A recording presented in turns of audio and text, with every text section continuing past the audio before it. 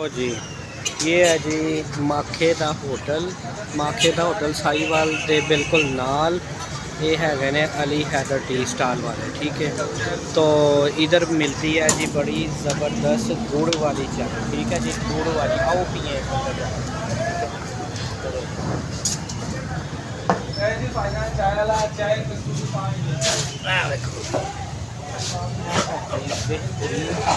गुड़ वाली चाय प्यालियां दे विच।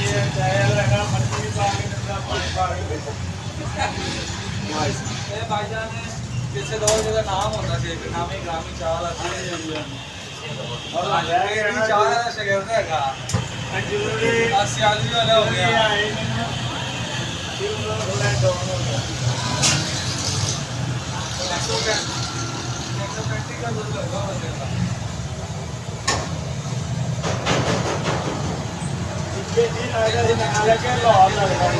वाह क्या बात है जी, गुड़ वाली चाय, असली दूध, प्योर दूध, साहिवाल माथे का होटल, उसके बिल्कुल साथ अली हैदर टी स्टॉल, ठीक है जी। ज़बरदस्त, बहुत ज़बरदस्त टी स्टॉल। मैं तो जैसे भी करूँ